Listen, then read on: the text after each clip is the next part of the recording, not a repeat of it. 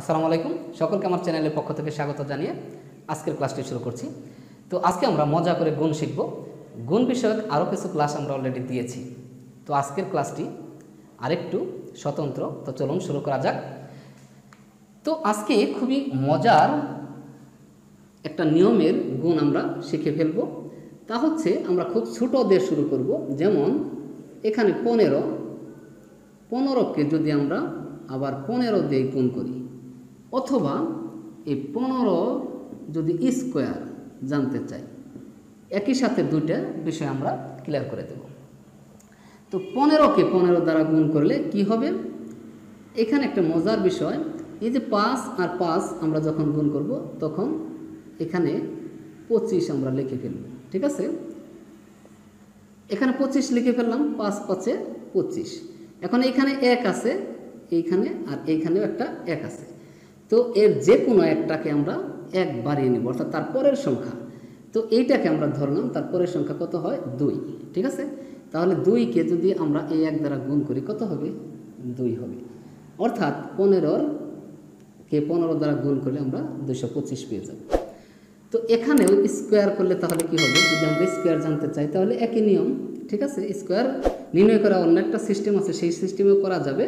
তো এই নিয়মে আমরা করতে পারবো যদি একক স্থানীয় অঙ্কগুলো 5 থাকে। ঠিক আছে, তাহলে স্কোয়ারটা হবে 225। তো আরেকটি অঙ্ক আমরা করি, একই নিয়মে যদি আরেকটি অঙ্ক করি তাহলে আমাদের বিষয়টি ক্লিয়ার হবে। ধরলাম এখানে আমরা 35 করলাম। ঠিক আছে, তো 35 গুণ 35, তাহলে কত হবে? 5 5 গুণ করলে 25। আর এখানে 3 আছে, এখানে 3 আছে, তাহলে 3কে আমরা 1 বাড়িয়ে দেব, অর্থাৎ তার পরের সংখ্যা। তাহলে 3 হবে 4, আর এখানে 3, তাহলে 3 4 12।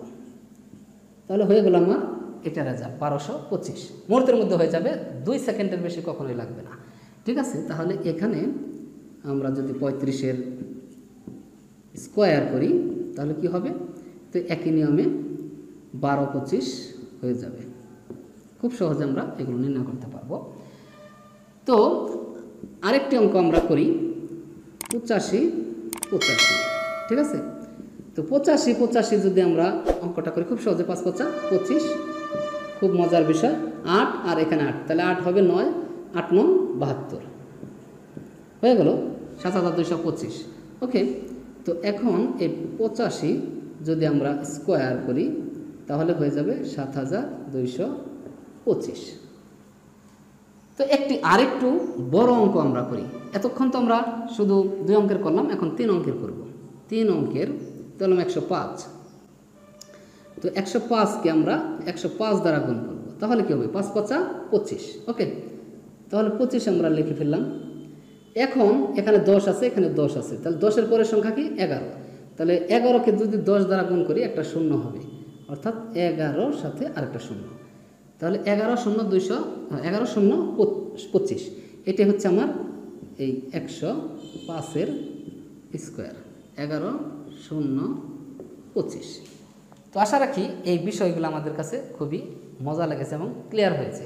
তো এই ধরনের যে কোনো সংখ্যা, যেমন 25 হতে পারে, 45 হতে পারে, 55 65 75, এগুলো যে কোনো সংখ্যাকে আমরা একই নিয়মে করতে পারবো।